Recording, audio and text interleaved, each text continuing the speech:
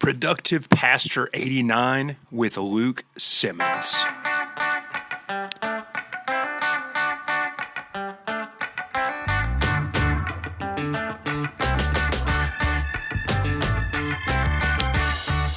What's going on, friends? Chad here. Stoked to be back on Productive Pastor.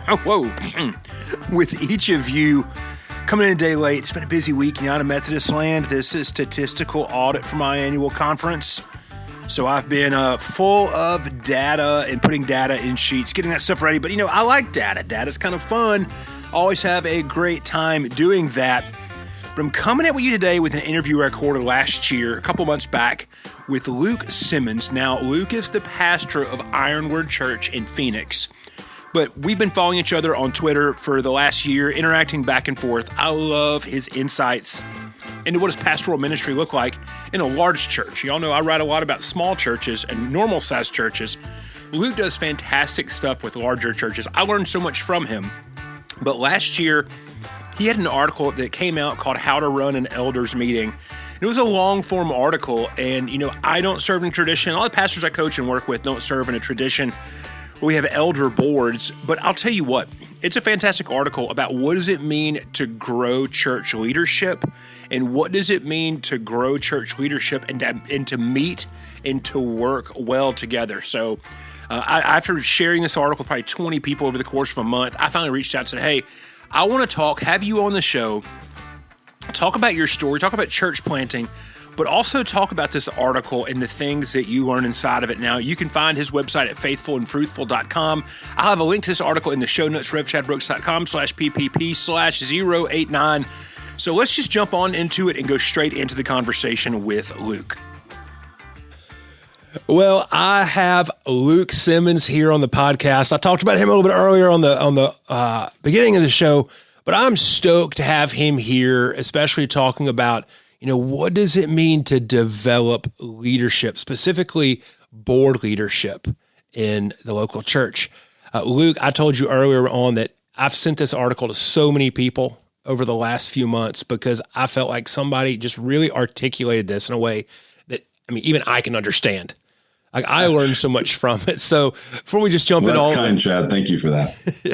So tell me about your call to ministry and what prepared you for your current ministry context. Yeah. So, I grew up mostly just wanting to be a baseball player. I played baseball through high school and then was recruited and played in college, played at the University of Illinois, and, had a conversion experience to Christ when I was a junior in high school. So I went into college knowing I wanted to make a difference for the Lord, and, started a Bible study with my teammates and was involved with campus ministry there at University of Illinois. And somewhere along the way, just, got involved in a really good church. And then it was actually after my sophomore year of college, I went and played in a summer baseball league up in Alaska. There's a really good collegiate summer league. And just in God's providence, I got placed with an Assemblies of God pastor couple, Jim and Renee. And to be honest, even though I'd been in church and, I'd been a Christian for some years, he was the first pastor I really got to know. And I always thought pastors were pretty weird. I grew up in a Presbyterian church where everyone wore robes. And I know probably for your audience, that's pretty common. But, when I became a Christian in more of a non-denominational setting, pastors just seemed kind of different and at best a little weird and mostly just different, At best weird. Yeah. Yeah. So getting to know him was really interesting. It was like, oh man, you could be a normal person and do ministry. And, we'd watch basketball games and go fish, and it was great. And actually, Chad, he to this day, every Sunday, he texts me something he's praying for me about. That's awesome. Which is really special. Yeah. So it was kind of in that window that I started thinking, maybe I'd like to be a pastor. I did an independent study my senior year of college on preaching, interviewed a bunch of preachers in town and read some books. But even then, I didn't really think that being a pastor was something you could just decide. I thought somebody else in ministry needed to probably invite you into it and affirm any sense of internal calling. And so I had a friend from high school that was here in Phoenix, and he was leading a college ministry at a really large church, and said, hey, why don't you come out here and just get involved and volunteer in the ministry and, see what happens. And so my wife and I did that right after we graduated and got married. We moved to Phoenix in 2002. and got involved at the church. And a couple years later, they said, "Hey, why don't you come on as an intern?" And a year or two after that, they said, "All right, we'll make you an associate pastor." And so I was in ministry, serving in a pastoral role actually before I ended up going to seminary, but then ended up, going to seminary in subsequent years. But yeah, it was really just that desire to, I think what it was is like, I just saw God using me. Yeah. And it's fun. I mean, what's better than, you get some people together and you read the Bible and some of them get saved and other people's lives change. And it's like, how cool is this? So, yeah, so that's kind of what was interesting about it. And I guess some other people saw some leadership gifts and, so the rest is history. Yeah. See, that's why I was interested in, kind of your preparation piece, because like I said earlier, you don't learn how to do these things accidentally. And what I always appreciate about your content is that you have an ability, not just with this article, the How to Run an Elders Meeting, but from other stuff you've done from the longer form and just on Twitter, you can tell like you think in systems terms really well, but you also think in systems as far as relationships are concerned. Do you think that's the base of the athlete in you? Yeah, maybe. I mean, I think there's a lot in, there's mechanics involved in hitting a baseball, right? Like there are some people who just have it and they woke up and they were a great hitter. I wasn't one of those people, but I became a good hitter because I did a lot of work and a lot of film and a lot of fundamentals, and I could figure out what did and didn't work and a lot of that. So I've never connected those dots, but that might be a piece of it. Yeah. And then, I'm also an only child, which is interesting because it's like I can be an extrovert or an introvert and be comfortable with either one. I had to, if I was going to have friends, I had to figure out how to make them. I had to figure out how to connect. Yeah. So that, and then, I think just some of how God's wired me. Like I sometimes joke, I'm like an executive pastor who can preach. Yeah. But really, like I read early on, and as I was preparing to plant the church, I read a book called E-Myth. Which is a old classic book for entrepreneurs and small business owners. And he really talks in that book about the importance of systems and about, if you don't want this whole thing to just be dependent on you, you've got to develop plans and processes. You got to write stuff down. We always say at my church, like if it's not written down, it doesn't exist. And, and because I didn't want to be a one-man show, I didn't want to be a superstar. I didn't want to, be a celebrity, whatever. I didn't want anything built on me. I wanted something that could be transferable, that lots of people could play in. And so I think that attracted me to some of that systems type stuff. And that is how my mind works. So. Yeah. So I know your church y'all recently went through some pretty big changes as far as y'all structure is concerned, going from a multi-site church to an independent church. Did you plant the church you currently serve? Yeah, it's a funky, long story that I'll try to be brief about. So in 2009, I was sent out by a really large non-denominational church here in Phoenix called East Valley Bible Church. We were sent out just as a daughter church, independent. And it was great. I mean, they blessed us like crazy. They were super generous without strings attached. And, we had a good core that came out of there. So we planted a church in 2009 called Second Mile Church. And over the next 2 years, we kept working with East Valley Bible, who had sent us, as well as some other churches in town, doing leadership development and just some other stuff together. And through that process, we had good relationships among the senior leaders. And it was like, if we were starting over, we'd kind of do this together. Like, well, what if we started over and did this together? So that's really what we did is our church, Second Mile, and East Valley Bible Church, and this other church, Praxis, we all gave up our names and became Redemption Church. And Redemption Church is technically a multi-site church. We operated much more like a really tight-knit local denomination or network. Yeah. And so that's what we've done for the last 12 years. And then in this past year, we had planted a number of churches. It had gotten up to 10, and just a lot of the different pressures of being one organization, one bank account, one name, but with lots of autonomy and freedom at each congregation. We were just living in the tension of that in a way that was like that structure that once served us was now starting to get in the way.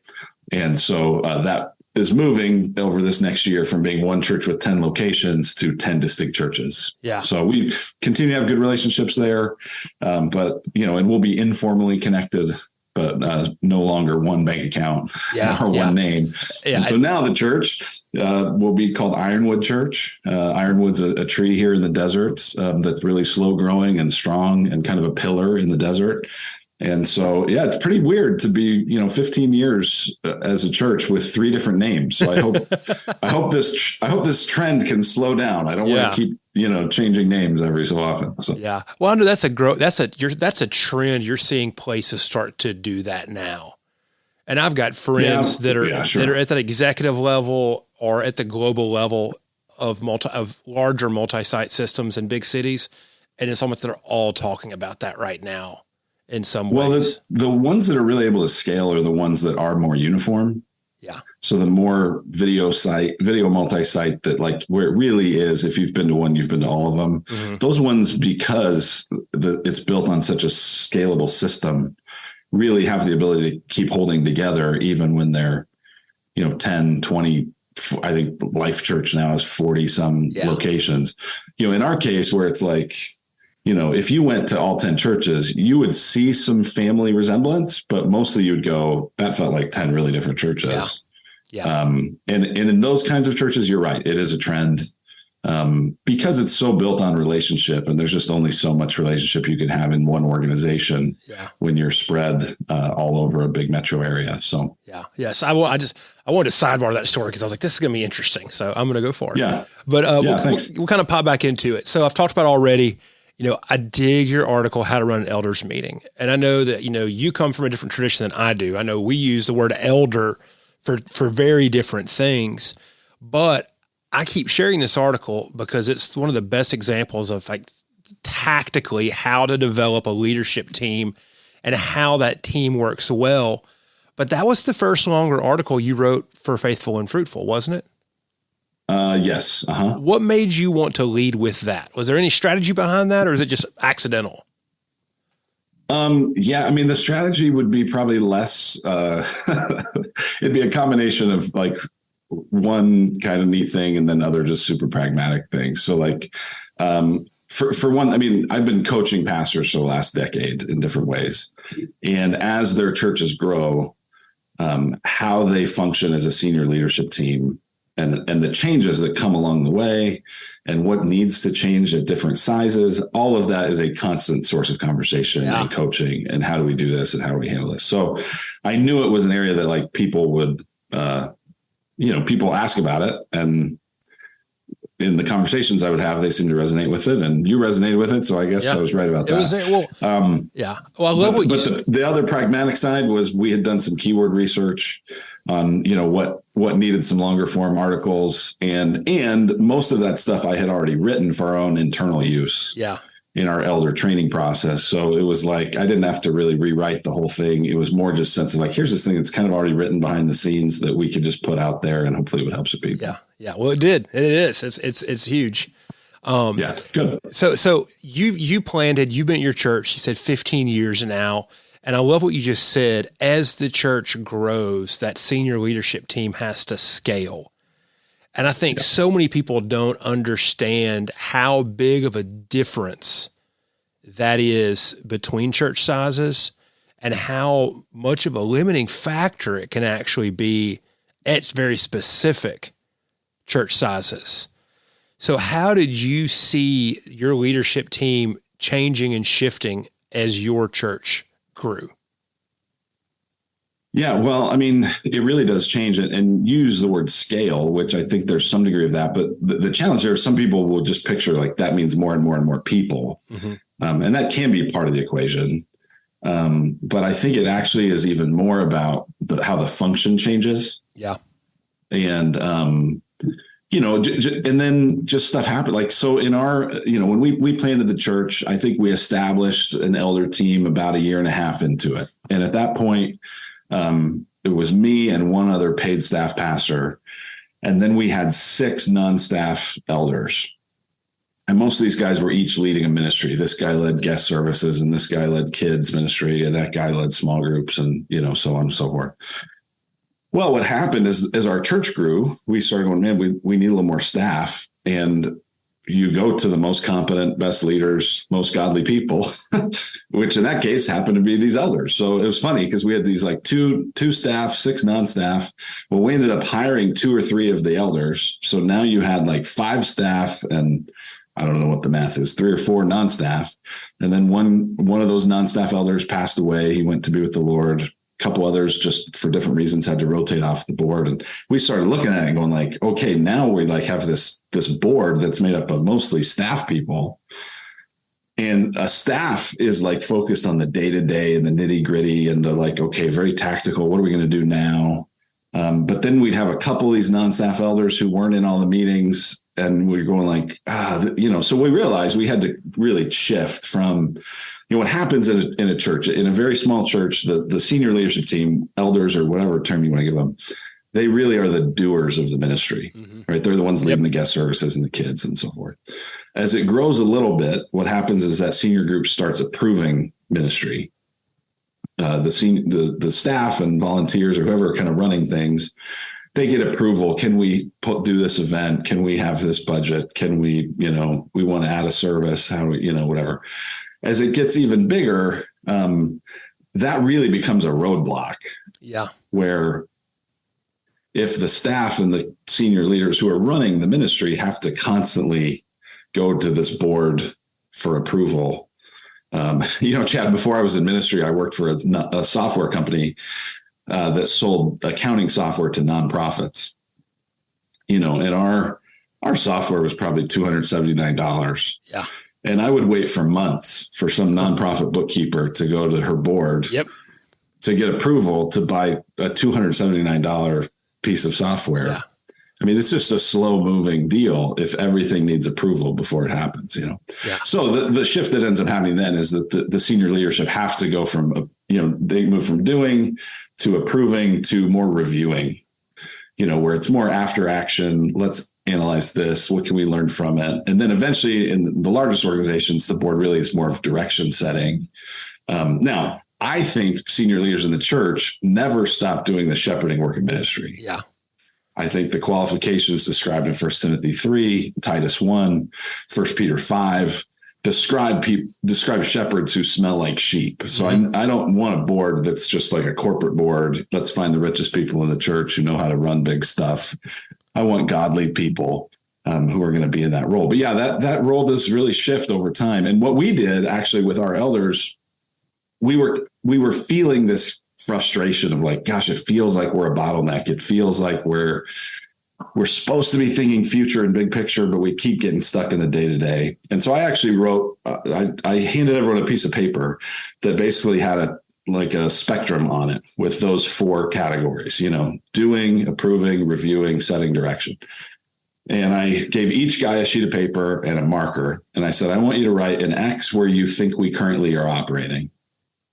And then I want you to write an X where you think we should be operating in 5 years. And thankfully, they all did it the exact same.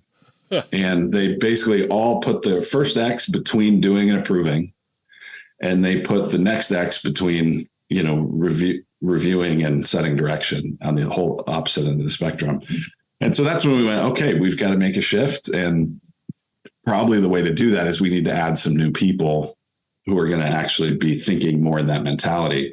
Because that's the rarest thing, Chad, is actually the people who have the ability to shift. Yeah. Because it's such a different thing. I mean, the mentality of a senior church leader in a church of 100 is just wildly, I mean, you write about this all the time. Oh, it's just wildly different than the mentality in a church of 500, let alone 1,000 or 1,500. So, yeah. And I feel like, and I'm thinking of, fantastic leaders because I've served the gamut in a tangible staff way of, a church from 15 to a church of 500, and then have worked around in a contract or ancillary basis with churches, several thousand, all the way up to several thousand. And I think that, that church of 100, that senior leadership, they have to be doers. And there's just, they have to see so many different parts of the ministry. But I look back to, the larger churches I've been part of or the church I grew up at, and knowing who those senior leaders are, they really are very good at direction setting, and they completely don't have the temptation to have their hands on stuff all the time. Yeah. What I love about those 4 stages, Luke, is I feel like that the average person could get to stage 1 to stage 4 in clarity really, really well. I think that the existence and the order of approving the ministry and reviewing the ministry is where I love the process that you have, and it's really tangible ways. And it almost makes me realize, before we were recording, we were kind of talking about some of the old school people who talk about some of these sorts of things online, but probably 10, 12 years ago, Michael Hyatt had a podcast episode about different stages of delegation. And he had like 5 different levels of it. Yep. And it was like, oh, this makes sense for the first time. That was kind of when I saw this, like, man, these are just a handful of shifts, but it really helps you understand the different stages. So when you said y'all brought and to give credit where credit's due, I'm pretty sure I got that from Larry Osborne. Yeah. He and I got to know each other some years ago. He's at a church in San Diego called North Coast, and he's helped a lot in that process. And I think he's also written about it in his book, Sticky Teams, which is a very good book for senior leadership teams. I'm pretty sure he talks about those 4 stages in there. So I don't want to give the impression this is just my that I came up with, but it's very helpful. Yeah. And it's interesting because every time I lay that out with people going through that growth process, they all go, oh my gosh, you're totally right. Like there are these stages. Now, the advantage I had too, and this would be an encouragement for leaders, is I did always expect our church to grow. Yeah. And I always talked with those early leaders. We would always say, hey, here's how we're structured for now. Here's how we're going to do it for now. Here's our approach for now. We don't want to be for now on our doctrine. Yeah. Or for now on our commitment to the Bible or the great commandment. But the strategy and structure. Everything else is like, hey, this is for now. And we would read different articles and different books and different things we could find about how growth changes things. Yeah. And that made it where once it started to happen, even though it was still hard for some people to let go of some stuff, they knew it was coming. Yeah. I think that's where it gets tough, is when no one really expects the growth and then it happens. Yeah. And you're simultaneously rejoicing at all this new opportunity and this new growth and this new ministry, while also the senior leaders are still trying to hold on to the proximity and the power and the preference and all those things. And if they know it, like if people can be led to expect, hey, this is where we're aiming, then when it happens, they're a little more open-handed with it. Yeah. And I love what you said, how y'all realized you had to bring new people in that could go faster than y'all. Yeah. Because, for me, it'd be like, okay, who can we get in that we can train to take over stage 1 while we move forward? But that, what you're saying is so much more charitable and honoring of the fact that God has people that have abilities beyond you sometimes. And just the humbling fact. And I learned that as a small groups pastor, was when we wanted to change things in small groups, you could try to get the guy who led his small group for 15 years to change, or you could just train a new leader to do it the new way. Yeah. Oh yeah. So, that's a lot easier. So I was like, hey, if we can get some good, godly folks in here and just give them they're not going to have to relearn anything, and so, it worked pretty well. Yeah. Yeah. I love it. So do you think that intentional leadership development, because you also have an article about how to run a staff meeting, that a lot of the same things I love about this one, it's also on there. So some of it's, I'm like, okay, this is just Luke's approach to things, and I appreciate it. But I mean, how much can you tell that this has been able to help just the trajectory of your church as y'all have navigated some really, difficult things? You talked about changing the church name and church culture and church relationships. Now 3 times since planting. Those are big, huge shifts that require a lot of intentional activity. How much do you believe that elder team, knowing this kind of stated process and these what they should be doing in the moment, has helped y'all do that? Yeah, I do think like having a unified group of leaders is just so key, and and honestly, you don't really know till the crisis comes. Mm-hmm. We have, for our elder process, we have an intentionally pretty slow process because we want to try to do some battle testing, but there's no battle testing like, all right, it's March 13th, 2020. what are we doing Sunday? Yeah. And then everything that followed for the next, really since. And so, amazingly, Chad, I mean, and I'm truly surprised by this. Our entire elder team from that whole time is still intact. Yeah. I'm sorry, except one guy who he and his wife moved to Texas, but nobody quit, and nobody stepped off, and nobody said, "Oh man, this is too overwhelming." It really kind of battle tested everybody. Yeah. So yeah, I think the unity of that helps. I think the other advantage we have, though, is twofold. One is we're in Phoenix, where everything's relatively new and everything's changing. Mm-hmm. So even the community I'm in, I mean, from 15 years ago to now, it's just like night and day. I mean, it just couldn't be more different. And because it's a new community, it's an area where people don't value tenure that much. Yeah. Nobody's from here. Nobody's grandpa's from here. It like who you are and your family doesn't matter. It's like, what can you do?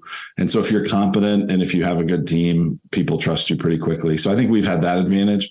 And then I also think just in a church plant, I mean, part of the idea of church planting is it is new and it is fresh, and you are saying for now, and you are expecting it to grow and change. And so I think some of those factors have given us a lot of grace in that process of a lot of change. And, there is a sense in which, like, I don't want to keep changing our, I hope this is our last church name forever, frankly. But I don't think this will be the last way we do our leadership team. Yeah. And I don't think this will be the last way we do our staff meetings. And I don't think it'll be the last way that I organize my week. And I mean, all the things that you help everybody with, like, there's not much in ministry that's like set it and forget it. No, it's always in flux. It's always changing, and you're either pushing the rock uphill or it's rolling backwards, but it's never like balanced. Yeah. And so I think that's that idea of like, we're going to have to just keep plodding and plowing and working, and we'll be smart about it. But, if we hold together, we'll be able to go where we need to go. If we start to fracture as a senior leadership, I just do think there is something about how a church reproduces the relationships of the senior leaders. There's a kind of mystical quality to it that I can't totally explain. Yeah, there's something. But I think it's true. There's something about that, because also I was just thinking, if your senior leadership team is operating at this stage 4 really well, what that's also assuming then, and sometimes the pastors, I feel like, some places I've been at, and I've done some consulting and coaching with nonprofits. And it's always the relationship between the staff and the board that's always in that level of flux there. The pastor who has a foot in both camps sometimes ends up being the intermediary between the two.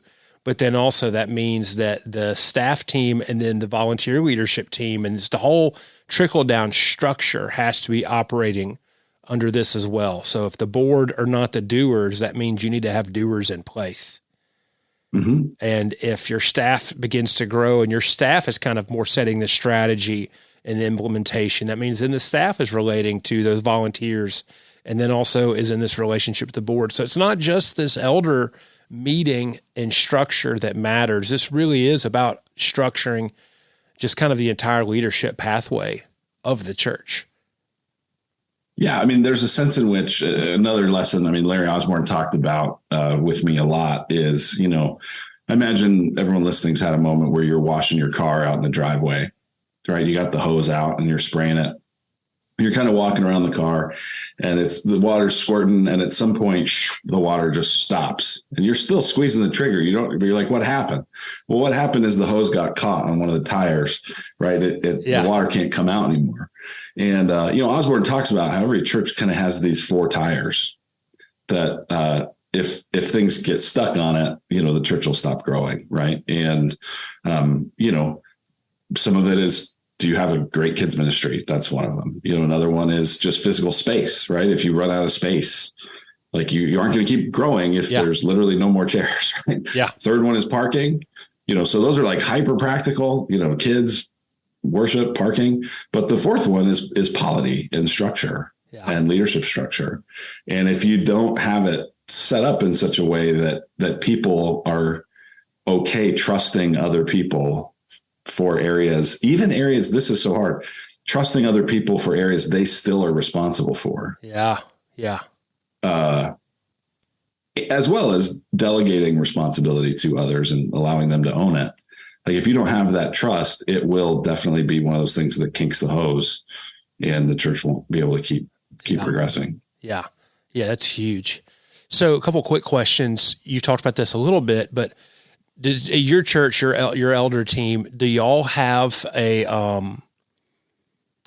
like a number of years that someone sits on and then there's an automatic roll off, or do people, is it kind of more in flux? Okay. Yeah. I mean, there's a lot of ways people do that. And I don't think there's any one right way. I think one of the geniuses of the New Testament is that it says so little detail about how this all should work so that you can contextualize it. What we've decided to do is here's the two things I didn't want. So I didn't want a lifetime appointment. Yeah. I'm a Denver Broncos fan. And man, we had a great run with Peyton Manning, but I'm glad he's not our quarterback anymore. Like I don't want a lifetime. Yeah. I don't want Peyton Manning at 65 years old someday to still be playing quarterback. So I didn't want that. And we also didn't want a situation where you had someone that was really great and they were a total fit, but like they have to roll off just cause, And so what we decided to do, and I don't know if this is right. It's just what we're doing for now is basically 1 year commitments that are renewable indefinitely. Yeah. So every year we have kind of a moment where we go, hey, you want to do this again? Yeah. And we have a re-up kind of process. We probably ought to make that more like 2 years because 1 year happens pretty quickly. Yeah. But yeah, that's how we approach it. But like something I'm thinking about right now, Chad, is like right now, the way we have it is 5 of that elder team are non-staff and 4 are staff. And so I'm aware that 1 or 2 of those guys have a job change or get transferred or a move or just say, I don't want to do this anymore. Our ratio is funky. And I don't think there's a specific number we want to have, but we want to have more non-staff than staff for accountability and some other reasons. So one of the things at a recent offsite I was doing was making a list of names of guys in our church that I need to start spending time with as like, hey, I won't tell them this is why I'm doing it, but I'm going to know like, hey, they're on the bench. Yeah. You're seeing the clouds. And we're getting ready, for, and that can't hurt anything. Cause if all our current guys stay, awesome. And then we'll just have more great leaders, It's a win-win. We'll see. Yeah. One of the churches in my intermediary journey between the Southern Baptist Convention and the United Methodist Church, I spent like 4 years at a Bible church, had a heavy Denton Bible influence and that kind of whole ecosystem. And so, a lot of that kind of leadership stuff that I learned from those guys all sounds really, really familiar. And seeing that church, that was the first church plant I was part of. But it was awesome because the church was actually started by a group of elders who had all been together and had started a church together in the mid 1980s. And then 20 years later felt called to do it again. Oh, wow. And so that's unusual. Watching that's cool. Bunch of just godly families. And that's what it was. It wasn't just about seeing like one person. It was like both the husband and the wife and their kids. Cause by then their kids were all like mid to late 20s. And so I was a 21-year-old, 22-year-old. And it is like looking up and watching all of just that leadership form that up. Yeah. Well, the other thing that we might need to have here in a couple of years, this is another thing I'm thinking about, is we might reach a point where, again, we go, hey, we need some new people to help shake this up a little bit. We, like a lot of churches, we lost a lot of people through COVID in 2020. I'm grateful that our attendance is back to the same number, but I'll bet a third to half of those people are new in the last 3 years. Yeah. But we have these same elders. And so going, how do we, as a leadership team, you kind of know who you know. And once your relational needs are kind of filled, it's hard to keep meeting new people. And so, that might be another thing to consider is who do you need in there to help shake things up and keep it fresh? Yeah. So when you're onboarding a new leader, do you just walk them into the culture that y'all have worked hard to build? Or, and you said some of this stuff came out of a previous document, or do you kind of let them know these are these stages, this is what we go for, this is what our job is to do, this is what we do not do? Like, how do you set that up for new people coming on?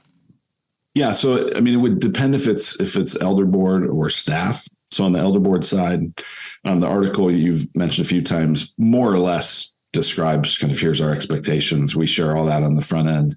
We have a pretty thorough vetting process in terms of questionnaires to fill out and interviews and bring them before the congregation and different stuff like that.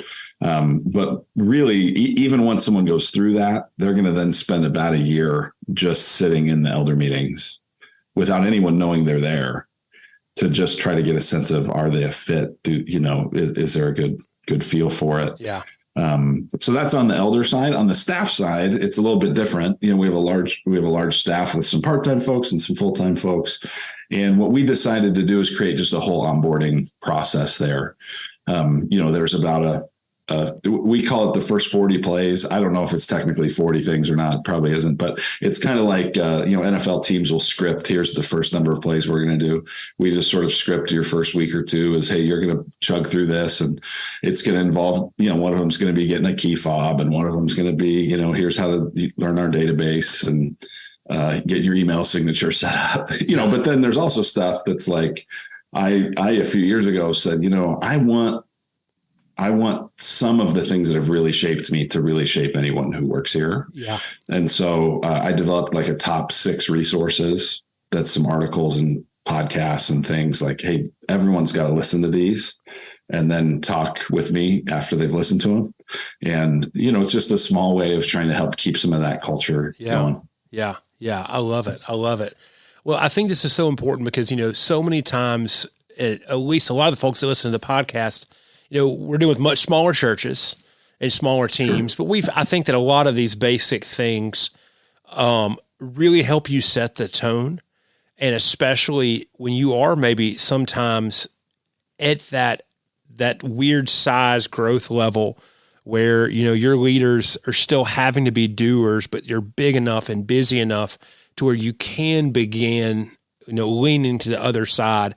I think sometimes just seeing a formal structure like this and to see how someone else has spelled it out is an incredible thing to bring in, and maybe even to just bring into I love your exercise that you talked about here and you talked about in the article of just these 4 stages. Where do you think we are? Where do you think we need to be in 5 years?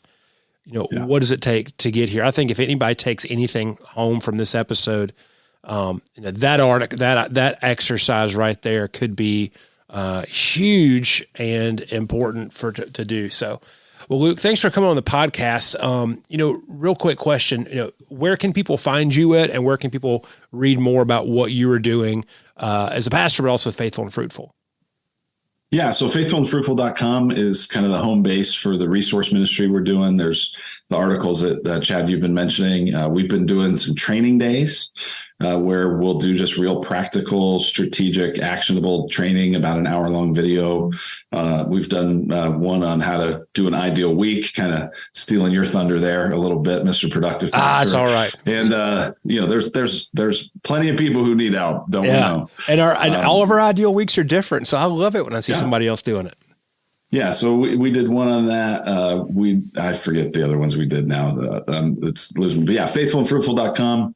And then I'm on Twitter. I won't call it anything but Twitter. I'm with you. I'm with you. I'm at Luke D. Simmons, which stands for Dean Luke D. Simmons. And I just try to post some stuff there. Chad, it's been so fun just interacting with you there. And this conversation is a hoot also. So thanks. I was excited when today came up, and man, thanks again for coming on the show, Luke. Yeah, you're welcome. Thanks for having me.